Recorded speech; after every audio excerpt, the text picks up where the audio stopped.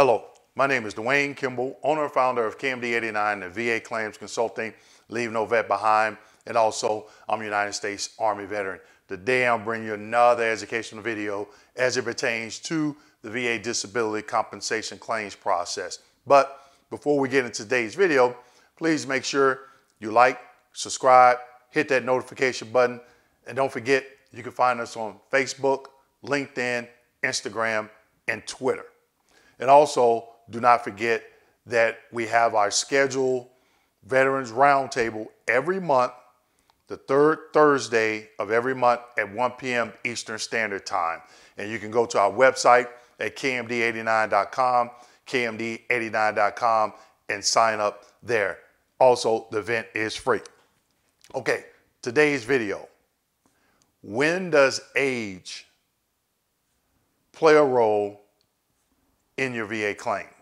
Okay, I did a video last year where I talked about routine future exams, and I'll link that video at the end of this video so you can go back and watch it.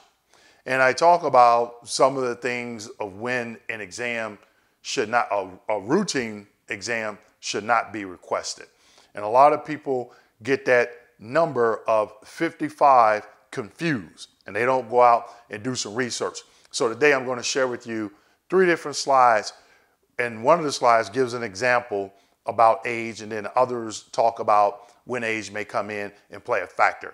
Okay, so slide number 1.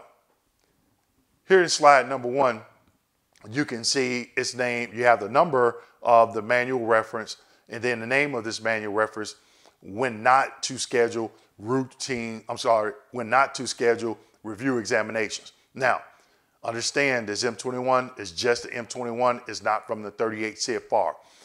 If you see something highlighted in red, I want to bring attention to it, okay? Now, again, as I stated in some of my other videos where I show slides from the show information from the M21, not all the time do I copy the entire M21. Here you can see the name and the number of the M21, and you can take that and go to the VA's website and the M21-1 and do additional research, okay?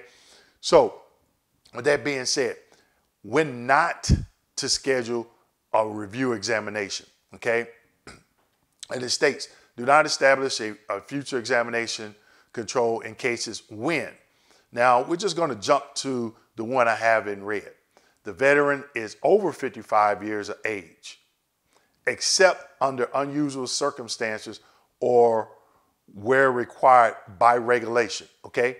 So what they're saying is, if the veteran will be 55 at the time of routine future exam, or is 55, is over 55 years of age, do not schedule a routine exam. Some adjudicators get this confused, and when the veteran is granted 100%, and let's just say they're 30, 35, or 45, they schedule that routine future saying, oh, they're not 55.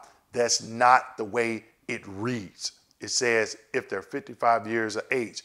But if that happens, okay, if you're a vet and you get 100% and they don't grant you permanent total, it won't say permanent total in the rating decision, it'll say Chapter 35, dependent benefits, something like that, okay? If that happens to you, you get 100%, but they don't, and they schedule a routine future, then one thing that you want to look at, one of these bullet comments, is the one right above the one in red. It says the disability is permanent in character and of such nature that there is no likelihood of improvement. So let's just say, for example, your private doctor does a DBQ, and that DBQ, all your other conditions are static. And this is the last condition. You get a DBQ from a private doctor, and in that DBQ, the doctor states that the condition is permanent. Keep in mind, in this example, all other conditions, service-connected conditions, are static. And that DBQ gets you to 100, and they schedule a routine future. They violated this reference because it tells them that if the condition is permanent, not to schedule it, okay? So keep that in mind. But we're dealing with the age. So again, veteran is 55 years of age or older, do not schedule a routine future exam, okay? Down below it says important.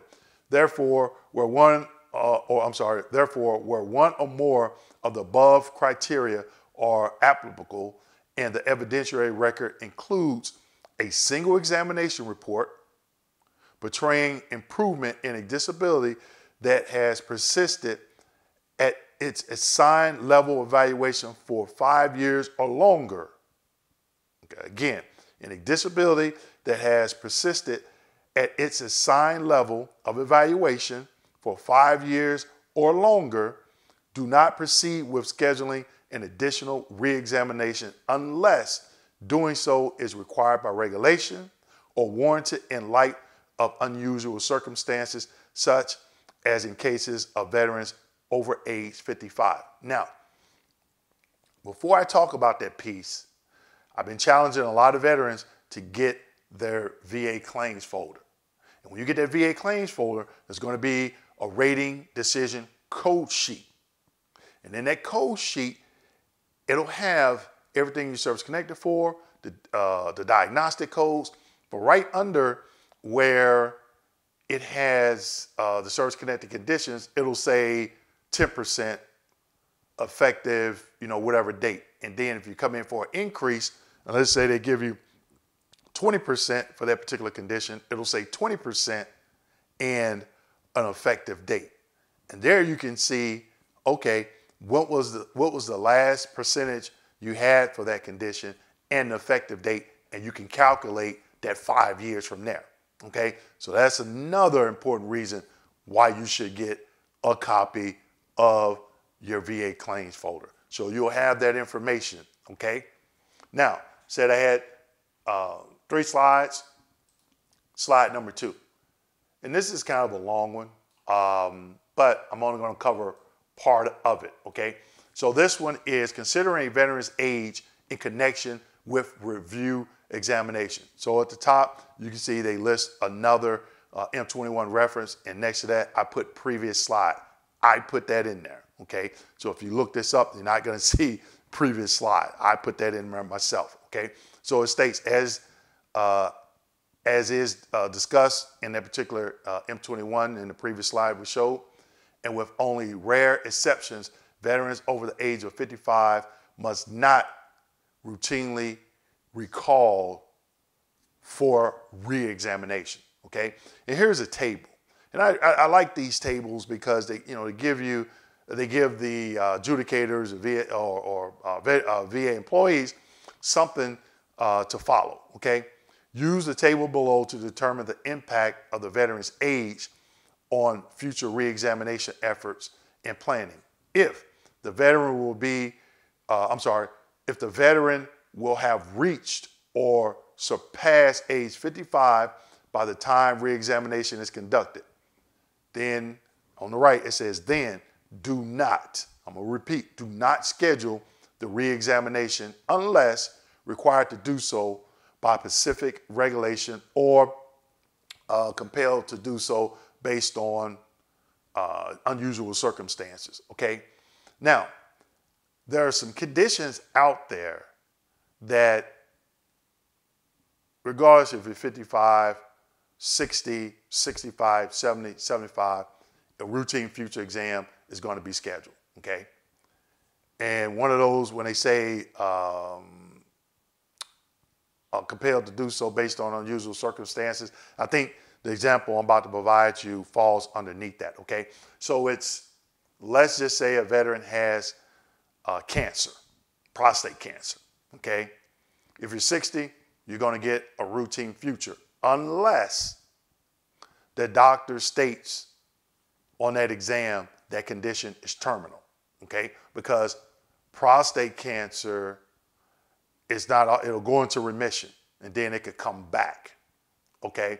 So if they schedule that routine future exam, then they want to see if the condition has gone into remission or if the condition is not or the condition is terminal. If the condition, like cancer or something, is terminal, then they shouldn't schedule a routine future exam for that, because they said, okay, it could be stage 4 or whatever.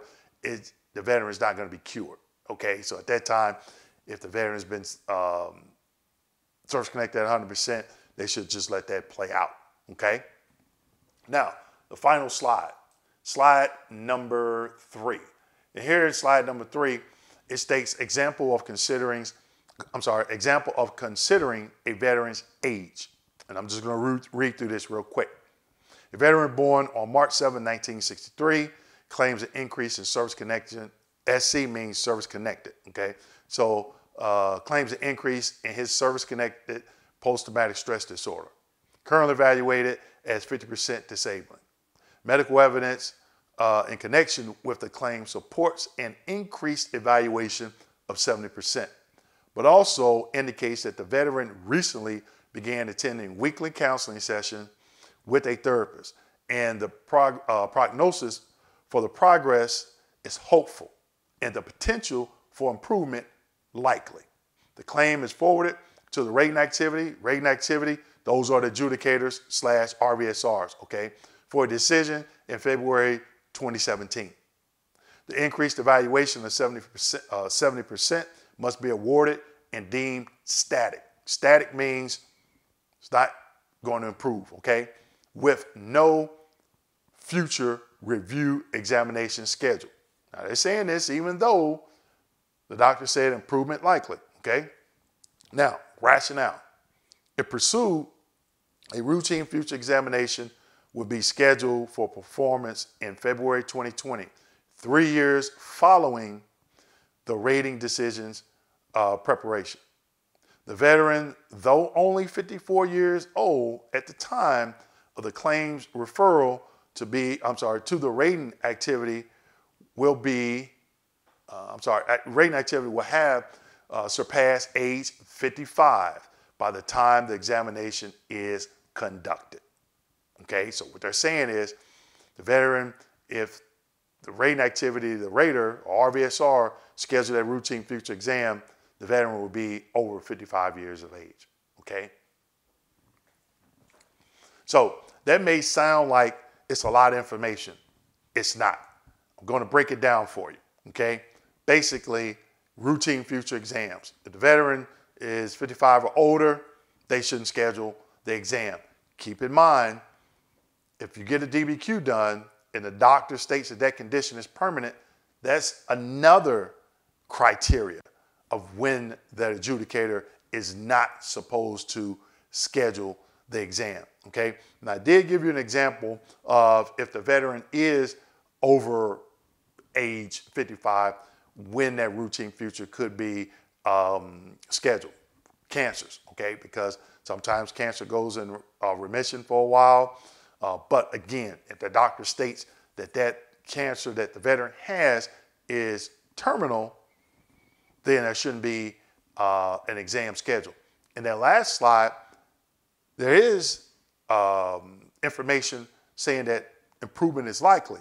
But by the time that routine, if the rater schedules that routine future exam, the veteran is going to be over age 55, okay? So 2 things. 1, that's why it is important to get a copy of your VA claims folder. Because in that second slide, you saw where it was saying if the condition or the percentage has been in effect 5 years or more. How do you determine that? By getting a copy of your VA claims folder and looking at that rating code sheet. I may do a video down the road and show rating decision code sheet to show you what it looked like. I actually did it in another video, okay? And then second, understanding when it pertains to you. If you're not 55, if you're over 55, and if you're not 55, okay? Because if the doctor or examiner completing that DBQ deems that condition is permanent in nature, is not going to improve, then a routine future should not be scheduled, okay? So I hope you found this video educational in nature. So please like, subscribe, hit that notification button, and don't forget about our Veteran Roundtable every 3rd Thursday of the month at 1 p.m. Eastern Standard Time. Thank you.